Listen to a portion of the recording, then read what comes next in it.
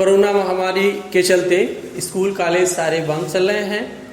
इसी के एवज में हमारा नवल एकेडमी विद्यालय वह अपना काम बखूबी निभा रहा है, मॉड्यूल को घर घर पहुंचा रहे हैं। और इसी क्रम में एक और काम इन्होंने करा है कि क्लास 1 से लेकर और क्लास 8 तक के बच्चों की सारी फीसें माफ चल रही है। जब तक विद्यालय ओपन नहीं हो रहा है तब तक। विद्यालय जब ओपन हो जाएगा उस समय से अपना एडमिशन और फीस लेना विद्यालय चालू रखेगा।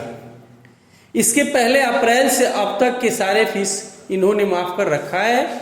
और ये कोरोना के महामारी के चलते हमारा विद्यालय ऐसा काम कर रहा है और इसके लिए मैं अपने विद्यालय को लाख लाख धन्यवाद कर रहा हूँ कि क्लास 1 से लेकर और 8 तक के बच्चों का फीस इन्होंने माफ कर दिया। इसके साथ साथ ये घर घर सभी बच्चों को, चाहे वो कक्षा 1 हो और चाहे कक्षा 12 हो, सभी के घर मॉड्यूल पहुंचाने का भी काम इस कोरोना काल में ये चालू किए हुए हैं।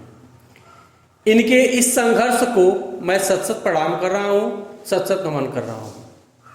इसके साथ ही आज हमारा पहला चैप्टर क्लास 11 इकाई 3 से कोशिका चालू करने जा रहा हूँ मैं। और इसी के क्रम में मैं आपको बताने जा रहा हूँ कि इस कोरोना काल में भी हमारा विद्यालय पढ़ाने के पीछे तत्परता के साथ हमेशा तैयार रहा है। आपको व्हाट्सएप के द्वारा, आपको मॉड्यूल के द्वारा बराबर उत्साहित करते रहता है कि पढ़ाई आपकी बाधित न हो। और इसके साथ वह मॉड्यूल देने का भी काम वो भी फ्री में आपको आपके द्वार कर रहा है। और इस कोरोना काल में अपना काम ये बेखूबी निभा रहे हैं, इसके लिए इनको धन्यवाद। ओके, आइए हम अपने सब्जेक्ट पे चलते हैं। इकाई 3। आज इकाई 3 यानी इकाई 3 जो 11th में चैप्टर है उसका नाम है कोशिका। और कोशिका की संरचना, उसके बारे में कैसे जीवधारी कैसे जीवधारी इससे बनते हैं या कहाँ पाया जाता है, इसकी लंबाई चौड़ाई क्या है, कैसे है, कहाँ पे मिलता है, कैसा दिखता है, ये सारी बातें हम आपको बताएंगे। इसके पहले हम जान लें कि कोशिका का अध्ययन हम कोशिका विज्ञान के अंतर्गत करते हैं। कोशिका क्या है? कोशिका की परिभाषा कि कोशिका जीवधारियों के शरीर की संरचनात्मक एवं क्रियात्मक इकाई है। यानी सभी जीवधारी एक कोशिका से दूसरे कोशिका के तीसरे कोशिका, ऐसे करते करते सभी जीवधारी तैयार होते हैं। चाहे वह एक कोशिकीय प्राणी हो, चाहे वह बहुकोशिकीय प्राणी हो, बिना कोशिका का वह बना नहीं होता। यानी हम ये कह सकते हैं कोशिका की परिभाषा कि कोशिका जीवधारियों के शरीर की संरचनात्मक एवं क्रियात्मक इकाई है।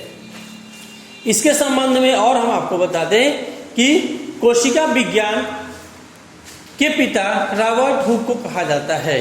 रॉबर्ट हुक को कोशिका विज्ञान का पिता माना जाता है क्योंकि सर्वप्रथम कोशिका शब्द का प्रयोग रॉबर्ट हुक जी ने किया था। तो हम देखें कि कोशिका विज्ञान की परिभाषा, कोशिका की परिभाषा यानी कोशिका जीवधारियों के शरीर की संरचनात्मक एवं क्रियात्मक इकाई है। इसके बाद हम देखें कि एक मनुष्य के शरीर में कुल 10⁻15 कोशिका पाई जाती है। यानी एक जीव का शरीर, एक मनुष्य का शरीर लगभग 10⁻15 की कोशिकाओं से मिलकर बना होता है। लगभग 10⁻15 कोशिका से एक मनुष्य का शरीर बना होता है। अब सबसे पहले हम देखें कोशिका की परिभाषा। कोशिका क्या है? तो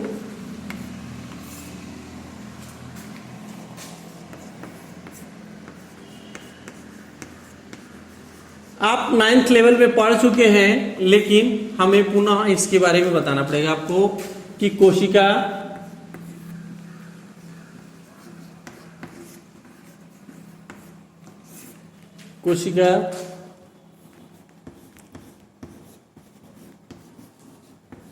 जीवधारियों के शरीर की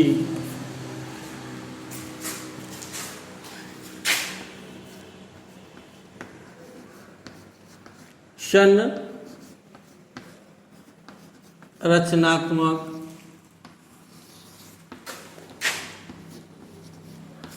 एवं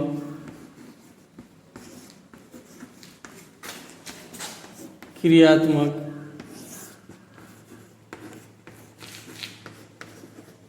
इकाई है।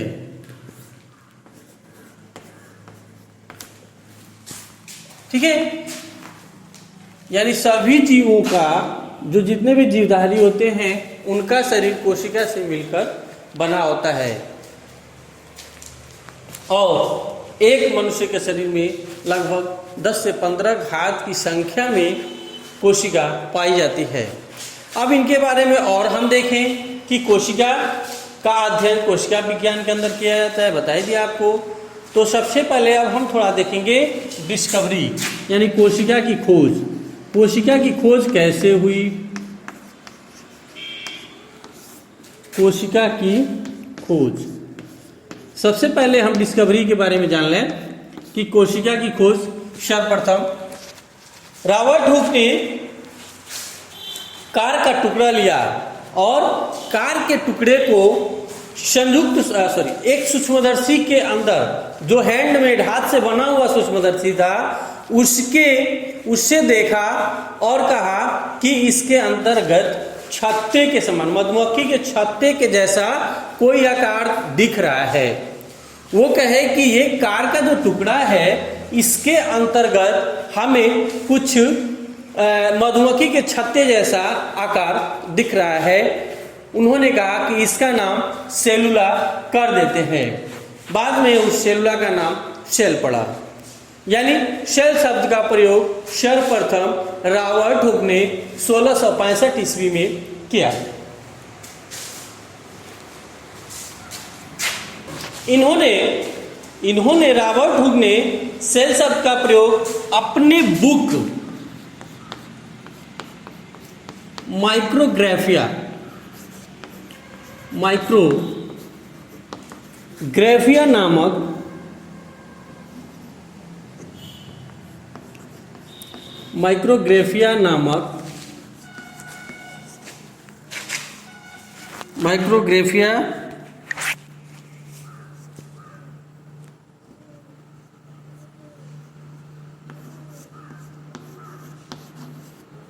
माइक्रोग्राफिया नामक पुस्तक में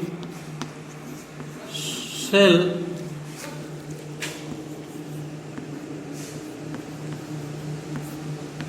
शब्द का प्रयोग किया। सेल शब्द का प्रयोग किया। वो देखे कि जो कार का टुकड़ा होता है, उसमें कोई ऐसी चीज दिख रही है जिसको उन्होंने कोशिका कहा, उन्होंने सेल कहा कि ये जो मधुमक्खी के छत्ते जैसा आकार है, मधुमक्खी के छत्ते जैसा आकार, ऐसा आकार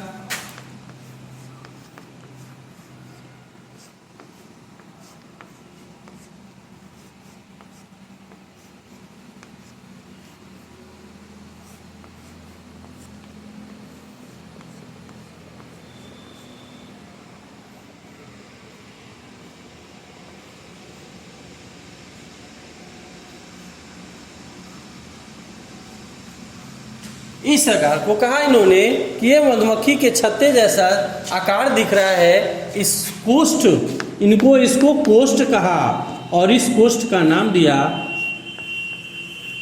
सेलुला।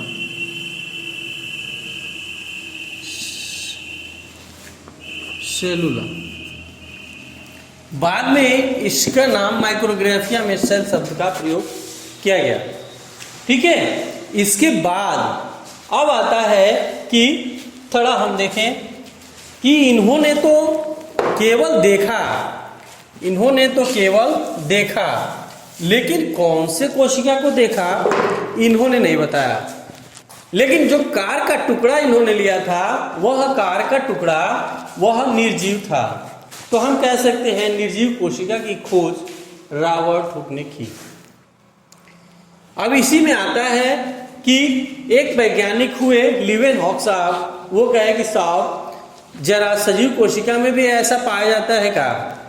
तो उन्होंने कहा कि सजीव कोशिका में भी ऐसा सजीव में यानी जो जीवित जीव हैं उनमें पाया जाता है क्या, इस प्रकार का शब्द। तो उन्होंने गए लीवेनहॉक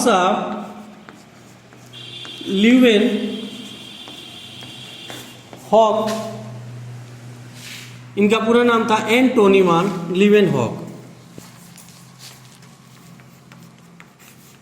एंटोनी वॉन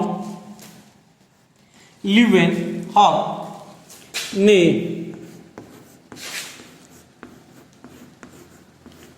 सजीव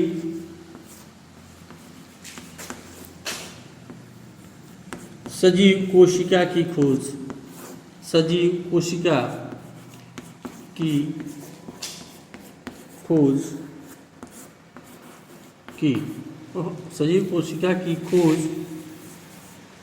1674 ईस्वी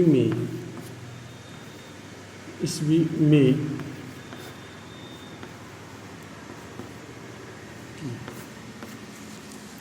कह सकते हैं लीवेनहॉक साहब कहे कि भैया सजीव कोशिका की खोज 1674 ईस्वी में लीवेनहॉक साहब ने किया।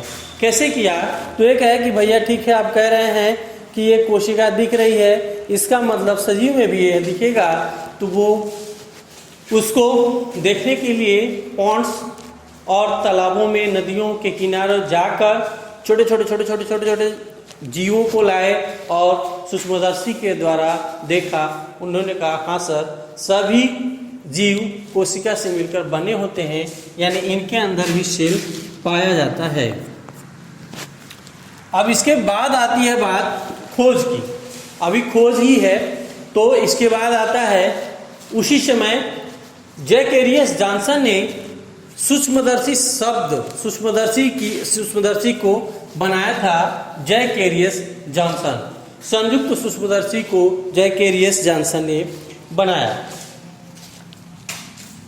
उसी सूक्ष्मदर्शी के द्वारा देखा गया तो छोटे छोटे जीवों के बारे में ये कोशिका शब्द का प्रयोग जो हुआ, तो उसको उसी सूक्ष्मदर्शी के द्वारा देखा गया। इसके बाद आता है कि रॉबर्ट ब्राउन ने 1831 ईस्वी में रॉबर्ट ब्राउन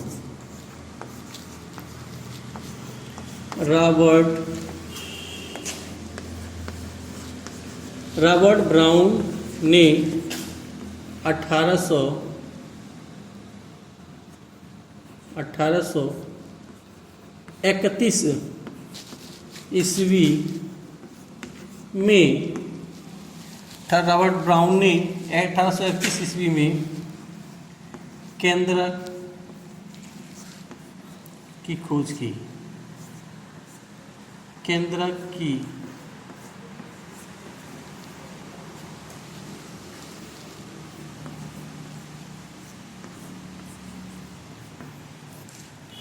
ऐसे ही ये देखते गए और सेल के अंदर 3 पार्ट को विभाजित किया।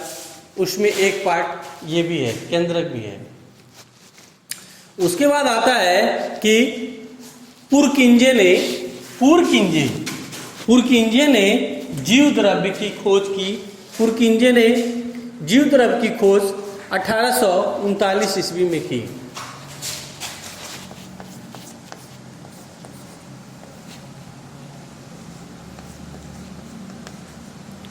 पुरकिंजे ने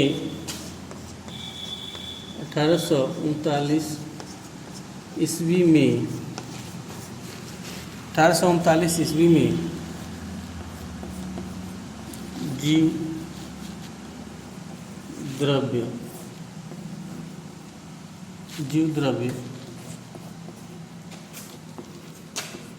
प्रोटोप्लाज्म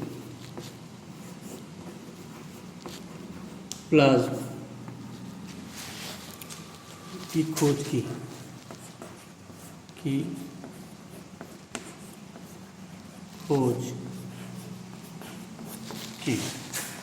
आगे ऐसे ही चलते गया हक्सले ने, पुरकिंजे ने जीव द्रव्य की खोज की और हक्सले ने बताया कि जीव द्रव्य जीवन का भौतिक आधार होता है। जीव द्रव्य जीवन का भौतिक आधार होता है। हक्सले ने कहा कि सर जीव द्रव्य जीवन का भौतिक आधार होता है। अब ऐसे ही बात बढ़ती गई, भाई जीव द्रव्य क्या होता है? तो जीव द्रव्य सर कोशिका के अंदर जितने भी जीवित पदार्थ पाए जाते हैं वह जीव द्रव्य के अंदर, यानी जितने भी जीवित पदार्थ एक कोशिका के अंदर होते हैं उन पूरे पार्ट्स को जीव द्रव्य कहा जाता है। ठीक है। अब इसके बाद बच्चों आगे हम देखेंगे कि और भी क्या है। तो हम देखेंगे आगे कि इसके बाद कोशिका का सिद्धांत आया। कोशिका के बारे में खोज हुआ, सारे खोज को वर्णित किया गया, सभी अपने अपने उस चीज को रखे, सभी अपने अपने वक्तव्य को रखा। इसी संबंध में श्लाइडर एंड स्वान साहब आए। श्लाइडर एंड स्वान साहब क्या कहे भैया कि चलिए सभी लोगों ने सब चीज किया, हम दूसरी चीज देते हैं आपको। तो इन्होंने कहा कि कोशिका सिद्धांत, यानी कोशिका सिद्धांत का प्रतिपादन सर्वप्रथम श्लाइडर एंड स्वान ने दिया।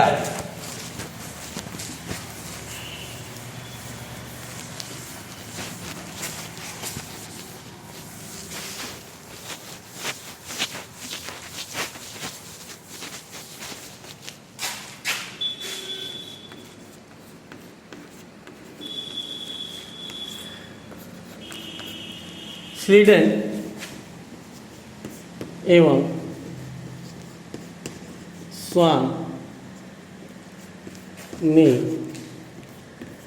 1838-39 ईस्वी में कोशिका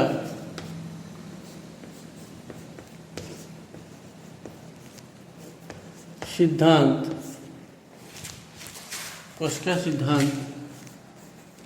का प्रतिपादन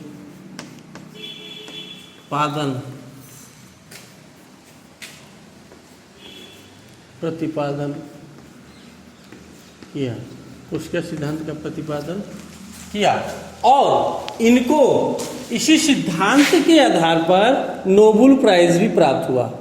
1839 ईस्वी में इनको इसी सिद्धांत के आधार पर नोबेल प्राइज दिया गया।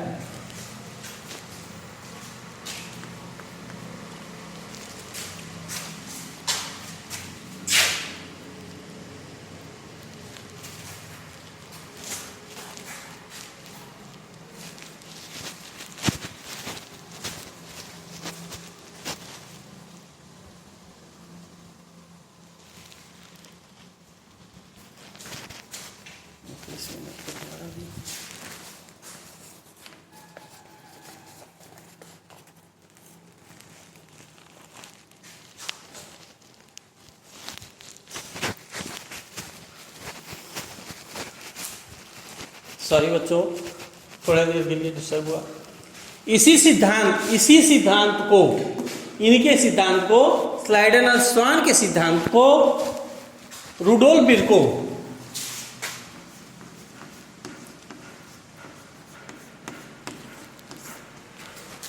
1855 ईस्वी में इस सिद्धांत को आगे बढ़ाते हुए बताया कि सभी कोशिकाओं की उत्पत्ति अपने पूर्ववर्ती कोशिकाओं से हुई है।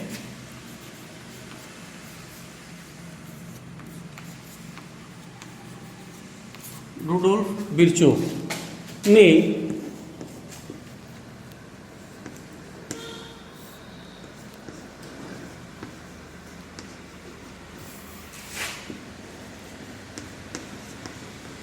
कोशिका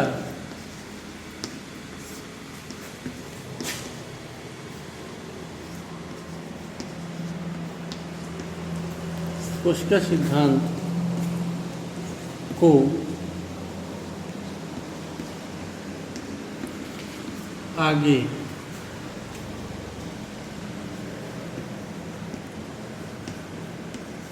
आगे बढ़ाते हुए 1855 ईस्वी में बताया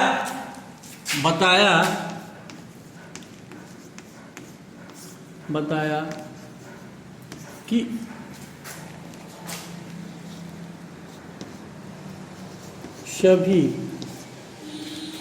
सभी कोशिकाओं की उत्पत्ति उसके पूर्ववर्ती कोशिकाओं से हुई है। सभी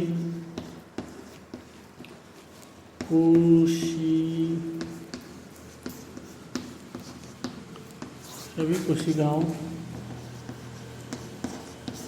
की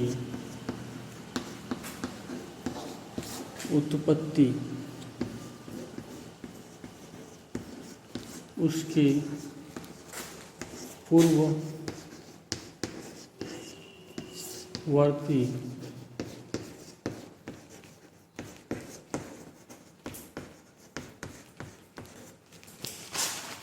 पूर्ववर्ती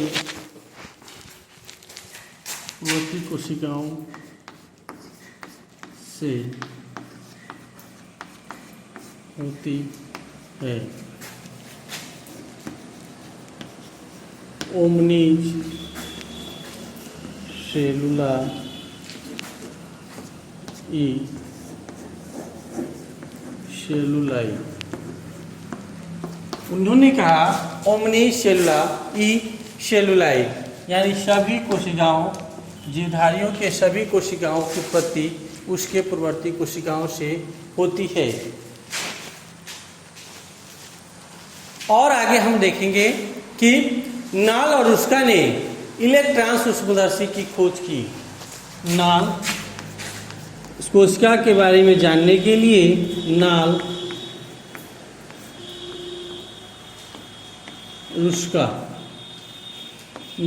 एंड रुस्का ने नाल एवं रुस्का ने 1940-42 ईस्वी में 1940-42 ईस्वी में इलेक्ट्रॉन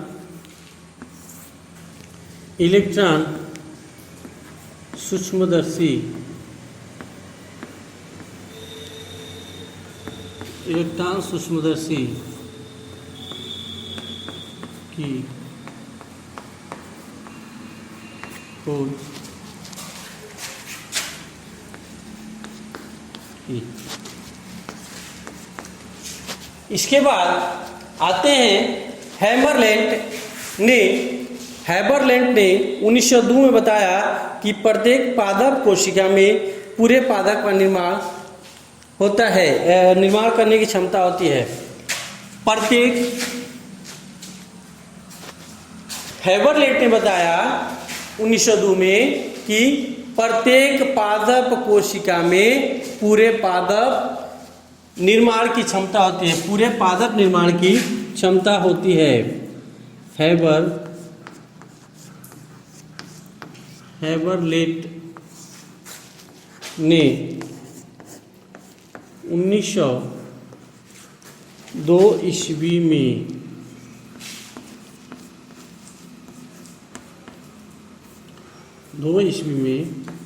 बताया कि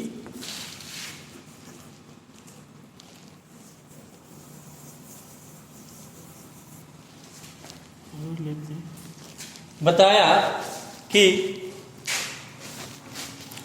प्रत्येक पादप कोशिका, बताया कि प्रत्येक पादप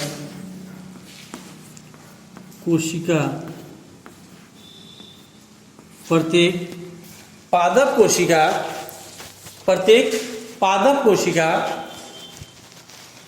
में पूरे पादप निर्माण करने की क्षमता होती है। प्रत्येक पादप कोशिका में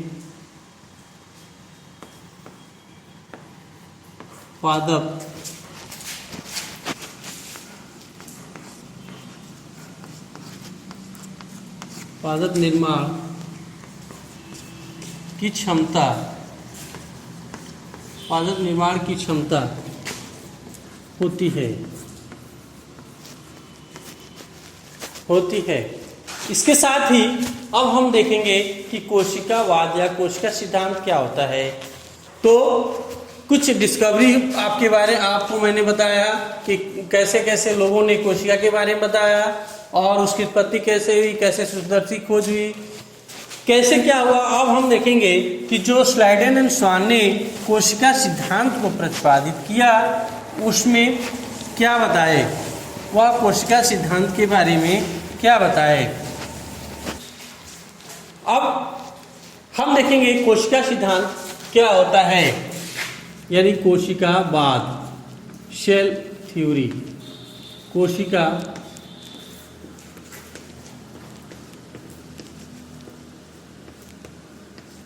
सिद्धांत, कोशिका सिद्धांत,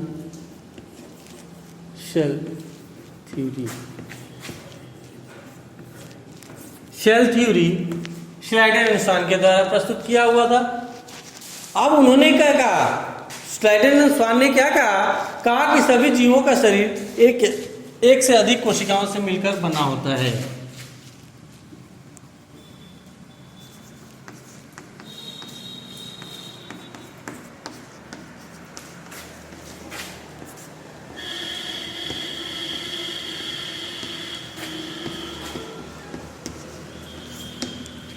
इस सिद्धांत के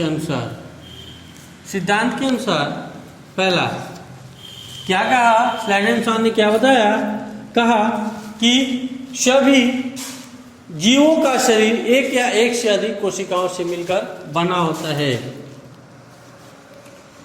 सबसे पहला सिद्धांत आया और स्लाइडेन एंड स्वान साहब ने कहा कि सभी जीवों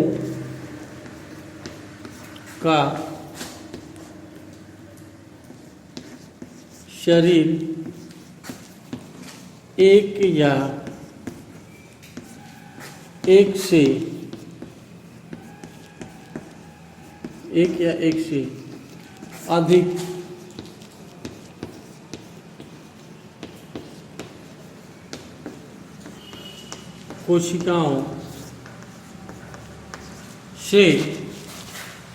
अधिक कोशिकाओं से मिलकर बना होता है। क्या कहा इन्होंने, ये सिद्धांत में बताए कि सभी जीवों का शरीर एक या एक से अधिक कोशिकाओं से मिलकर बना होता है। और दूसरा क्या बताया इन्होंने, और कहा इन्होंने दूसरा बात कहा कि सभी जितने भी संरचनात्मक और क्रियात्मक इकाई होते हैं, सभी जो होते हैं कोशिका जीवों की संरचनात्मक एवं क्रियात्मक इकाई होती है। अगला कहा सभी कोशिकाओं की उत्पत्ति उसके पूर्ववर्ती कोशिका से होती है। सभी कोशिकाओं की उत्पत्ति उसके पूर्ववर्ती कोशिकाओं से होती है। और उन्होंने ये भी कहा कि सभी कोशिकाएं, जो जीवित कोशिकाएं होती हैं, वो पूर्ण शक्त होती हैं, टोटीपोटेंट होती हैं, उसी सेल से निकलती हैं जिस जब वो मरती हैं, यानी मरने से पहले एक सेल को पैदा कर देती है। दूसरा सेल एक सेल से पैदा होता है, दूसरा सेल दूसरे सेल से, तीसरा सेल तीसरे सेल से, ऐसे पैदा होते होते सभी कोशिकाएं अपने पूर्ववर्ती कोशिका से होती हैं। इस प्रकार कोशिका सिद्धांत को प्रतिपादित किया गया। इनके बारे में कुछ क्रिटिसिज्म भी आया, उसको आपको बताने की जरूरत नहीं है। क्रिटिसिज्म आया, उस क्रिटिसिज्म की चिंता करने की जरूरत नहीं है। फिलहाल हम लोग देखिए कोशिका का सिद्धांत। उसके बाद अब हम थोड़ी सी चर्चा करेंगे इसकी संरचना पे। कोशिका की संरचना पे अब हम देखेंगे तो उसका आकार व माप देखेंगे। उसका आकार व माप, शेप एंड साइज। कोशिका का आकार हम देखते हैं कि कोशिका का आकार बहुत ही छोटा होता है। कोशिका का आकार बहुत ही छोटा होता है। उसका आकार लगभग 1 माइक्रोमीटर से और भी छोटा हो सकता है, 0.5 माइक्रोमीटर तक हो सकता है।